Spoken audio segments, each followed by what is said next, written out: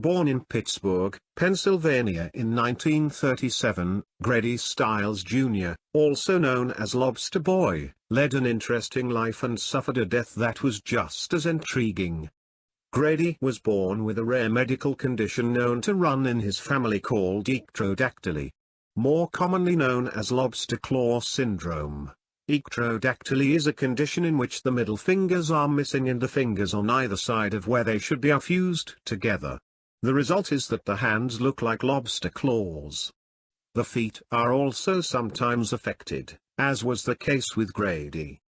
Grady's father also suffered from the condition and toured the country in sideshows as the Lobster Man. He wasted no time introducing Grady to show life, billing him as the Lobster Boy and starting him in the freak show business at the tender age of 7. Grady Stiles was an instant hit on the carnival scene and grew up to be quite strong.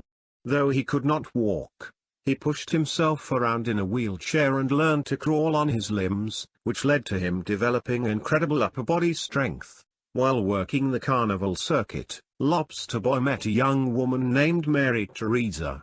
Though she did not suffer from any mutations, she ran away to join the carnival at 19 and fell in love with Grady. The two married and had several children together, 2 of which inherited Grady's ectrodactyly.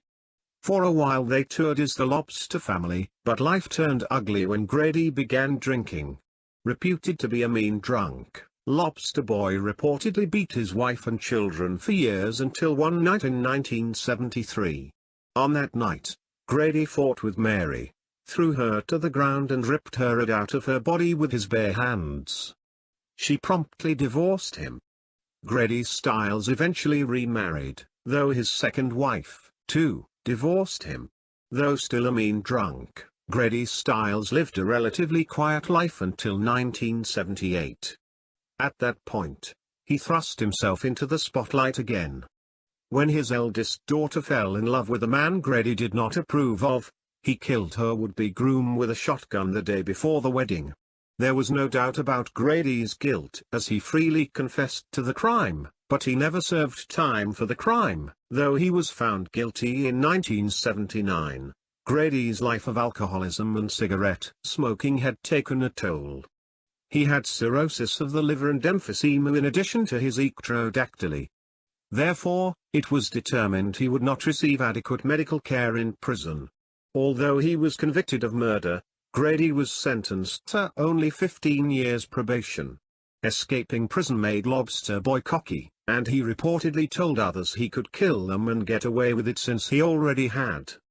The verdict had a large impact on Grady's first wife Mary, who inexplicably remarried him in 1989. His ill-tempered drinking coupled with a feeling of invincibility from getting away with murder made Grady even more abusive than he was before. In 1992, Mary decided she had enough of Grady's abuse.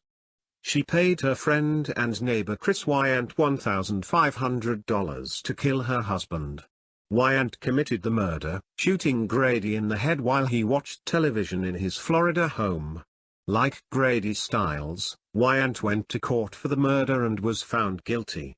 Unlike Grady Stiles, Wyant was sentenced to 27 years in prison for the murder. Mary also stood trial and received a sentence of 12 years in prison. And the Lobster Boy? In death, his reviews have been mixed. Some in the carnival community confirm that he was an ill-tempered man and go so far as to compare him to Satan. Others revere him as a smart businessman who went from appearing in sideshows to owning them. These people contend that Mary should simply have walked away. Perhaps the final verdict lies with his children. Several of them admit that shedding a tear for their father,